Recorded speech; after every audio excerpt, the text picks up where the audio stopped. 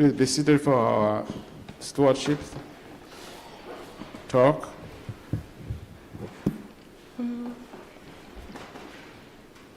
Good morning, everyone. So I grew up the daughter of a reverend, so I spent the majority of my life hearing sermons about Christian living.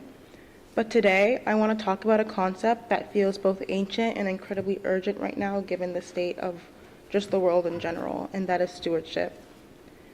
Biblically, we defined it using practical terms. It's giving our time and our treasure to the church.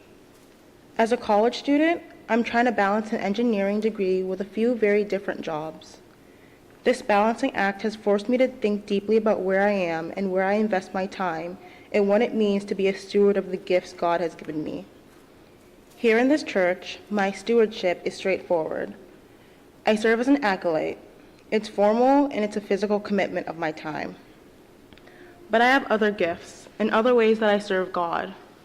By day, I work as a unit coordinator at a mental wellness facility. That is stewardship of compassion and empathy for those who are struggling. I also get to be a STEM program instructor for underprivileged youth.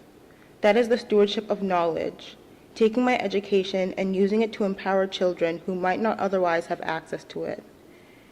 And for volunteer work, I'm an engineering ambassador for my College of Engineering, and I focus on doing community outreach to inspire the next generation of engineers. As God has commanded us to do, we are to love our neighbors as ourselves. So as part of my commitment to God and the church, my stewardship, I vowed to be a helpful hand in all communities, whether it is those that reflect me directly or those that do not. But it made me ask, if I can do all these things, why can't I, and why can't all of us be an aiding presence, not just for the church, but in every space that we occupy? This question took on a new and profound meaning recently when I lost a very dear friend, Trinity, last week.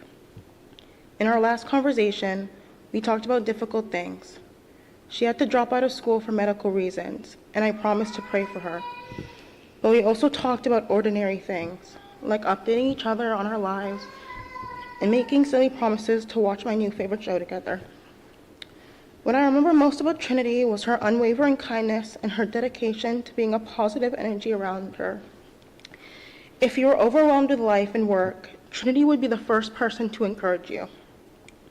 If she noticed you were cold, she would offer you her jacket before you even had to ask. Whether or not she knew she wouldn't be here today is unknown, but what she did know is that she would dedicate the short years she did have to be there for people. She would walk a mile in your shoes to understand a second of your pain. So when she could finally understand you, you wouldn't feel so alone. So when she couldn't walk and she struggled to talk, she promised to be there with me in the best way she could at that moment. She told me she was going to watch that show with me. Even in her last moments, she thought of the happiness of others. She may have not been an acolyte, or a vestry member, or a youth director, but Trinity was, without question, the greatest testament to kindness. Her stewardship was the daily and generous giving of her spirit.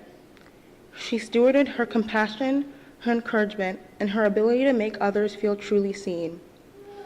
She was the neighbor who would love you more than you loved yourself. So I return to our definition. Stewardship is giving our time and treasure to the church. But I challenge us to expand that definition.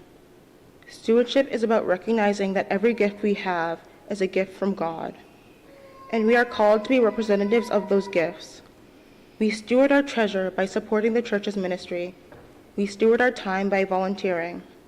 But we steward our lives every day by acting as Trinity did, by relentlessly spreading kindness, whether it's through Diaper Depot, Grandma Pantry, or just an aisle in the grocery store. So ask yourself, how can you be an ambassador of God's love and life this week, right where you are? What you get as your answer will be your highest form of stewardship. Thank you.